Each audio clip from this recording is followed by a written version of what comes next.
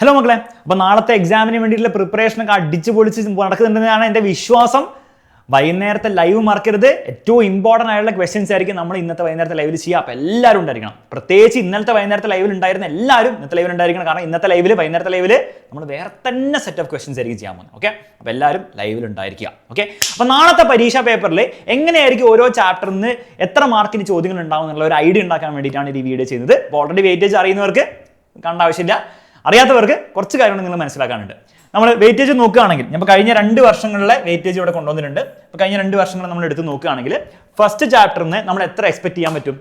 8ഉം 10ഉം ആണ് വന്നത്. അപ്പോൾ ഒരു മിനിമം ഒരു 8 മാർക്കിനും ഒരു 9 മാർക്കൊക്കെയാണ് നമുക്ക് എക്സ്പെക്ട് ചെയ്യാൻ പറ്റുക. അപ്പോൾ അത് വലിയ മാർക്കാണ്.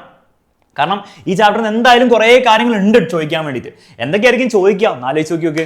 എന്തായാലും ജൂൾസ് ലോ ആ ഇക്വേഷൻ വെച്ചിട്ട് H=I²RT അല്ലെ H=V²/RT വെച്ചിട്ട് ഒരു ചോദ്യം വരും, അല്ലെ പവർ വെച്ചിട്ടുള്ള ഒരു ചോദ്യം വരും. ഓക്കെ, എന്തായാലും വരും. അപ്പോൾ അതൊക്കെ ഒന്ന് ജസ്റ്റ് നോക്കിക്കോ, നിങ്ങളതൊക്കെ പഠിച്ചിട്ടുള്ളൂ എന്നുള്ള കാര്യം. ഓക്കെ, ഒന്നും പഠിച്ചില്ലെങ്കിൽ നമ്മുടെ ഇന്നലത്തെ 7 hours ലൈവ് പോയി കാണാം, എല്ലാവരും പഠിപ്പിച്ചിട്ടുണ്ട്. പിന്നെ എന്തൊക്കെയായിരിക്കും കഴിഞ്ഞാൽ പിന്നെ റെസിസ്റ്റേഴ്സ് എന്നൊരു ചോദ്യം എന്തായാലും വരും. സീരീസ് പാരലിൻ്റെ എന്തായാലും ഒരു പ്രോബ്ലം അവിടെ നിന്ന് വരും. ഓക്കെ, 2 മാർക്കിനും 3 മാർക്കിനായിരിക്കും വരിക. പിന്നെ ലാസ്റ്റ് സെക്ഷനിൽ നിഗ്രോമിൻ്റെ പ്രോപ്പർട്ടി, അല്ല ടങ്സ്റ്റൻ്റെ പ്രോപ്പർട്ടി, അല്ല സേഫ്റ്റി ഫ്യൂസ്, അല്ലെങ്കിൽ അവസാനത്തെ സെക്ഷൻ ഡിസ്ചാർജ് ലാമ്പ്, LED ലാമ്പിൻ്റെ അഡ്വാൻറ്റേജ്. അപ്പോൾ അവിടെ നിന്നൊക്കെ ഒരു ചോദ്യം വരും. ഓക്കെ, ഇങ്ങനെയാണ് ചോദ്യം വരിക. അപ്പോൾ എന്തായാലും 8 മാർക്കിന് വന്നിരിക്കും. കാരണം അത്രയും കാര്യങ്ങൾ അവിടെ ചോദിക്കാനുണ്ട്. സെക്കൻഡ് ചാപ്റ്ററിലേക്ക് വരികയാണെങ്കിൽ സെക്കൻഡ് ചാപ്റ്ററിന് 6 to 7 6 മാർക്കിനൊക്കെ വരുള്ളൂ. കൂടിപ്പോയ 7 മാർക്കിന് വരുള്ളൂ. അല്ലാണ്ട് 8 മാർക്കിന് 9 മാർക്കിന് വരാനുള്ള കാര്യങ്ങൾ അതിലില്ല. അതിൽ വരാണ് എന്തൊക്കെയായിരിക്കും വരിക? First Maxwell's right and thumb rule, പിന്നെ നമ്മുടെ മോട്ടോർ, അപ്പോൾ അതിൻ്റെ ആപ്ലിക്കേഷനൊക്കെ വരും. ഇപ്പോൾ ഇന്നലത്തെ ലൈവിൽ നമ്മൾ ചെയ്തിട്ടുണ്ടായിരുന്നു. പിന്നെ നമ്മുടെ മോട്ടോർ പ്രിൻസിപ്പിൾ, അതിൻ്റെ സ്റ്റേറ്റ്മെൻറ്റ്, ലെഫ്റ്റ് ഹാൻഡ് റൂള്, അതിൻ്റെ ആപ്ലിക്കേഷൻ, അതൊക്കെ വരും. പിന്നെ ഉള്ളത് മറ്റേ സോളിനോടാണ്. സോളിനോയിൻ്റെ ക്ലോക്ക് വൈസ് ആണോ എങ്കിൽ സൗത്ത് പോളാണ്, ആൻറ്റി ക്ലോക്ക് വൈസ് ആണോ നോർത്ത് പോൾ, ആ സ്ഥാനത്ത് നിന്ന് ഒരു ചോദ്യം വരാം. എല്ലാം ഇങ്ങനെ കുഞ്ഞു കുഞ്ഞു ചോദ്യങ്ങൾ കേട്ടോ. പിന്നെ ഇപ്പം റൈറ്റ് ഹാൻഡ് തമ്പ് റൂളിലേക്ക് സ്റ്റേറ്റ്മെൻറ്റ് വരും കേട്ടോ. അപ്പോൾ ഒന്ന് പഠിച്ചു വെച്ചേക്ക് സ്റ്റേറ്റ്മെൻറ്റ്, ലെഫ്റ്റ് ഹാൻഡ് റൂളിലെ സ്റ്റേറ്റ്മെൻറ്റ്. അപ്പോൾ അത് 2 മാർക്കിനൊക്കെ വരാൻ ചാൻസ് ഉണ്ട്. പിന്നെ അതുകൂടാതെ ബാർ മാഗ്നറ്റ് സോളിനോട് തമ്മിലുള്ള ഡിഫറൻസ്, സോളിനോഡിനുള്ള മാഗ്നറ്റിക് ഫീൽഡ് കൂട്ടാനുള്ള വഴികൾ, പിന്നെ അവസാനത്തെ ലൗഡ് സ്പീക്കർ, മോട്ടർ. അപ്പോൾ ഇത്രയും കാര്യങ്ങളാണ്. അപ്പോൾ ലൗഡ് സ്പീക്കറിൻ്റെ പാർട്സ് വരും, ലൗഡ് സ്പീക്കറിൻ്റെ വർക്കിംഗ് വരും, മോട്ടറിൻ്റെ പാർട്സ് വരും, പിന്നെ എനർജി കൺവേർഷൻ, അങ്ങനെയൊക്കെ വരാനാണ് ചാൻസ്. ഓക്കെ, അപ്പോൾ ഇത്രയും കാര്യങ്ങളാണ് ആ ചാപ്റ്റർ നിങ്ങൾ മനസ്സിലുണ്ടാവേണ്ടത്. ഇതൊക്കെ പഠിച്ചു എന്ന് ഉറപ്പ് വരുത്തണേ. എന്നാലും ഈ പറഞ്ഞ 7 മാർക്ക് 6 മാർക്ക് കിട്ടുള്ളൂ. അല്ല 6 മാർക്കിന് ചോദ്യം ഉണ്ടാവും, നിങ്ങൾക്ക് കിട്ടില്ല. മൂന്നാമത്തെ ചാപ്റ്റർ വലിയ ചാപ്റ്ററാണ്. പക്ഷേ എന്തുകൊണ്ടോ കഴിഞ്ഞ വർഷം 6 മാർക്കിന് ചോദ്യം വന്നിട്ടുള്ളൂ എന്ന് എനിക്കറിയില്ല. അപ്പോൾ പക്ഷേ ഞാൻ പറയുകയാണെങ്കിൽ ഒരു 8 മാർക്കിനെങ്കിലും ചോദ്യം വരുന്നതാണ്. കാരണം അത്രയും കാര്യങ്ങളാണ് ചാപ്റ്റർ. അപ്പോൾ ഫസ്റ്റ് മുന്നിൽ നോക്കുകയാണെങ്കിൽ ഇലക്ട്രോമാഗ്നെറ്റിക് ഇൻഡക്ഷൻ ഡെഫിനിഷൻ ഉണ്ട്. പിന്നെ ആ ഇലക്ട്രോമാഗ്നെറ്റിക് ഇൻഡക്ഷൻ വഴി ഉണ്ടാകുന്ന കറണ്ട് ഡയറക്ഷൻ കണ്ടുപിടിക്കാൻ വേണ്ടി Fleming's right hand rule statement, പിന്നെ കുറേ കാര്യങ്ങളുണ്ട്. എല്ലാം ഞാൻ പറയുന്നില്ല, കാരണം എല്ലാം എനിക്ക് ഓർമ്മ കിട്ടുന്നില്ല പെട്ടെന്ന്. പക്ഷേ ഓർമ്മയുള്ള കാര്യങ്ങൾ ട്രാൻസ്ഫോമർ എന്തായാലും ഒരു ചോദ്യം അവിടെ നിന്ന് വരും. ഒരു ന്യൂമറിക്കൽ ട്രാൻസ്ഫോമർ എക്സ്പെക്ട് ചെയ്തോളൂ. ന്യൂമറിക്കൽ വന്നില്ലെങ്കിൽ എവിടെയാണ് നമ്പർ ഓഫ് ടേൺസ് കൂടുതൽ, എവിടെയാണ് തിക്ക് വയസ്സ്, അത് ബേസ് ആയിട്ട് ചോദ്യം വരാൻ പറ്റും. അപ്പോൾ ട്രാൻസ്ഫോമർ ഭയങ്കര ഇമ്പോർട്ടൻ്റ് ആണ്. പിന്നെ mutual induction, self induction definition വരും. സെൽഫ് ഇൻഡക്ഷനിൽ ആ ബ്രൈറ്റ്നസ്, ബൾബിൻ്റെ ബ്രൈറ്റ്നസ് വെച്ചിട്ടുള്ള ഒരു ചോദ്യം, ബാക്ക് EMF വന്ന ബ്രൈറ്റ്നസ് പറയുന്നുള്ള അതൊരു ചോദ്യം വരാൻ ചാൻസ് ഉണ്ട്. ഇൻഡക്ടർ എന്ന് പറഞ്ഞ ടോപ്പിക് ഉണ്ട്. പിന്നെ നെക്സ്റ്റ് സെക്ഷനിലേക്ക് പോകുകയാണെങ്കിൽ പവർ ട്രാൻസ്മിഷൻ, ഇങ്ങനെയാണ് പവർ ഉണ്ടാക്കുന്നത്. 11 kV ഉണ്ടാക്കുക, കൂട്ടുന്നു, കുറയ്ക്കുന്നു, ട്രാൻസ്മിഷൻ ലോസ്. പിന്നെ വീട്ടിൽ നമ്മുടെ കറണ്ട് എത്തിക്കഴിഞ്ഞാൽ ഹൗസ് ഹോൾഡ് സർക്യൂട്ടിൻ്റെ ഒരു ഡയഗ്രാം ഉണ്ട് അല്ലേ. ആദ്യം നമ്മൾ എത്തുന്നത് വാട്ട് അവർ മീറ്ററിലാണ്, പിന്നെ എന്താണ് മെയിൻ ഫ്യൂസ്, പിന്നെ മെയിൻ സ്വിച്ച്, പിന്നെ ELCB, അങ്ങനെ ആ ഡയഗ്രാം എന്നൊരു ചോദ്യം വരാൻ ചാൻസ് ഉണ്ട്. പിന്നെ MCB, ELCB, എർത്തിങ്, അവിടെ നിന്ന് ചോദ്യം വരാൻ ചാൻസ് ഉണ്ട്. ഇലക്ട്രിക് ഷോക്കിൻ്റെ പ്രിക്കോഷൻസ്, അതിൻ്റെ ഫസ്റ്റ് എയ്ഡ്, അവിടെ നിന്നൊരു ചോദ്യം വരാൻ ചാൻസ് ഉണ്ട്. അപ്പോൾ ഇത്രയും, പിന്നെയും കുറച്ച് ടോപ്പിക്സ് ഒക്കെ ഉണ്ട്. പക്ഷേ ഇത്രയും ടോപ്പിക്സ് ഉള്ളതുകൊണ്ട് തന്നെ കുറേ കാര്യങ്ങൾ പഠിച്ചാൽ 8 മാർക്ക് കിട്ടുള്ളൂ. ഓക്കെ, പിന്നെ നമ്മുടെ എനർജി കൺസംഷൻ്റെ ഒരു ചോദ്യം വരാൻ ചാൻസ് ഉണ്ട്. ഒരു 100 വാട്ടിൻ്റെ ഒരു ഗ്രൈൻഡർ ഉണ്ട്. ആ ഗ്രൈൻഡർ 8 മണിക്കൂർ വർക്ക് ചെയ്താൽ എത്ര പവർ വരും, അല്ല എത്ര എനർജി ഉണ്ടാവും, അങ്ങനെ ഒരു ചോദ്യം വരാൻ ചാൻസ്. അപ്പോൾ ഇത്രയും സാധ്യതകളുള്ള ചാപ്റ്ററാണ്. പക്ഷെ ഒരു ഗുണം എന്താണെന്ന് വെച്ചാൽ കുറേ ഇങ്ങനെ ന്യൂമറിക്കൽസ്, ഈ ചാപ്റ്റർ പോലെ ന്യൂമറിക്കൽസ് ഒന്നും കുറയില്ല, ഓർത്ത് വെക്കാനുള്ള കാര്യമാണ്. അപ്പോൾ അത് പഠിച്ചാൽ തീർന്നു. പിന്നെ നെക്സ്റ്റ് ഉള്ള റിഫ്ലക്ഷൻ ആണ്. റിഫ്ലക്ഷൻ ചെറിയ ചാപ്റ്ററാണ്. 6 മാർക്കല്ലേ, മാക്സിമം 7 മാർക്കേ വരുള്ളൂ, അതിൽ കൂടുതലൊന്നും വരില്ല. അതിലാകെ എന്താണോ ഫസ്റ്റുള്ള ഭാഗത്ത് ലോസ് ഓഫ് റിഫ്ലക്ഷൻ പഠിക്കുക, പ്ലെയിൻ മിററിൻ്റെ റേ ഡയഗ്രം പഠിക്കുക, കോൺകേവ് മിറർ കോൺവെക്സ് മിററിൻ്റെ റേ ഡയഗ്രം പഠിക്കുക, മൾട്ടിപ്പിൾ ഇമേജ് ഫോർമേഷൻ ആ ഫോർമുല N=360/θ-1 എന്ന ഫോർമുല പഠിക്കുക.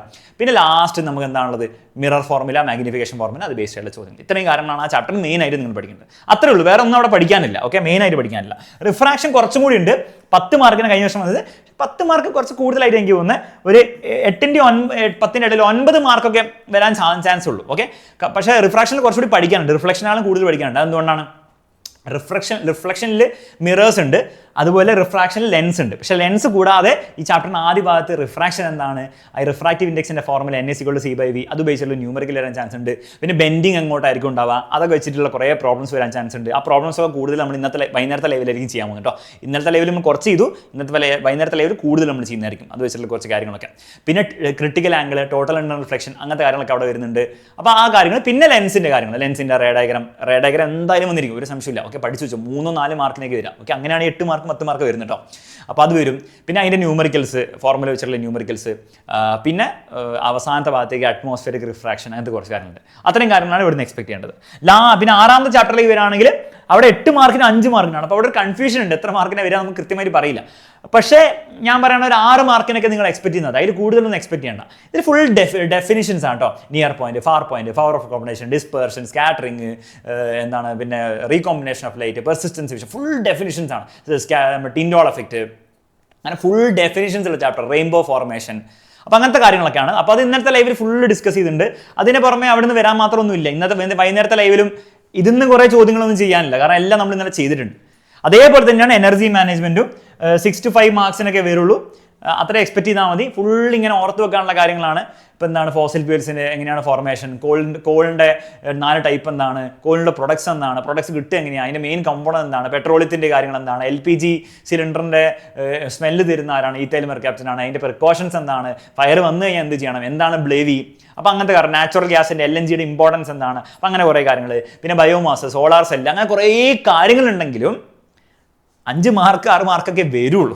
ഓക്കെ, അപ്പം നിങ്ങൾ അറ്റ്ലീസ്റ്റ് ചെയ്യേണ്ടത് ഇന്നലത്തെ വൈകുന്നേരത്തെ ലൈവിൽ അവസാനത്തെ ഒരു അരമണിക്കൂർ കണ്ടാൽ മതി.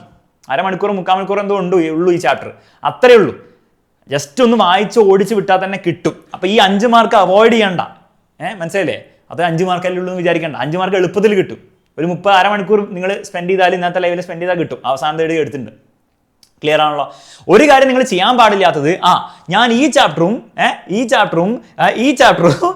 എന്നിട്ട് ഒരു കണക്കൊക്കെ ഉണ്ടാക്കും, ഈ ചാപ്റ്ററും കൂടി പഠിച്ചിട്ട് ഞാൻ A+ വാങ്ങും, അല്ലെ എന്താണ് ഇത്ര മാർക്ക് മിനിമം വാങ്ങും. അത് വർക്കാവില്ല കേട്ടോ. അത് എപ്പോഴാണ് വർക്കാവുക? എടോ, നിങ്ങൾ ഈ 10 മാർക്കിന് പഠിച്ചു വരും, 10 മാർക്ക് നിങ്ങൾക്ക് കിട്ടുമ്പോഴല്ലേ. അത്ര 10 മാർക്ക് ഫുള്ള് ഒരു ചാപ്റ്ററിൽ നിന്ന് കിട്ടാനാണെങ്കിൽ നിങ്ങൾക്ക് എന്താണ് അത്രയും കഴിവുള്ളതാണ്, നിങ്ങൾ ഫുള്ള് എന്നോ പഠിച്ചു കഴിഞ്ഞിട്ടുണ്ടാവും. അതൊരു കാര്യം. മാത്രമല്ല, ഈ ചാപ്റ്ററിൽ 10 മാർക്കും ഈസി ആയിരിക്കും എന്ന് ആരാ പറഞ്ഞത്? ഇല്ലല്ല, 8 മാർക്കൊക്കെ ഈസി ആയിരിക്കും. 2 മാർക്ക് ടഫായിട്ട് വന്നാൽ 2 മാർക്ക് പോകും, അല്ലെങ്കിൽ 3 മാർക്ക് ചിലപ്പോൾ പോകും. നേരെ മറിച്ച് ചിലപ്പോൾ ഇതിലെല്ലാം ഈസി ആയിരിക്കും വരിക.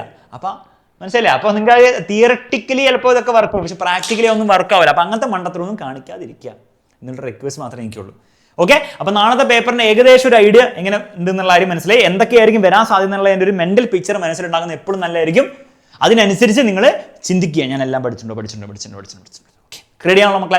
ഓക്കെ, അപ്പോൾ നമ്മൾ നാളത്തെ പരീക്ഷ തകർക്കും. ഓൾറെഡി 7 hours ലൈവ് കാണാത്തവർ കാണുക. അതിനുശേഷം വൈകുന്നേരത്തെ ലൈവിൽ നമ്മൾ ചോദ്യങ്ങൾ ചെയ്ത് സെറ്റ് ആക്കാം. ഓക്കെ, വൈകുന്നേരം കാണാം. Bye bye.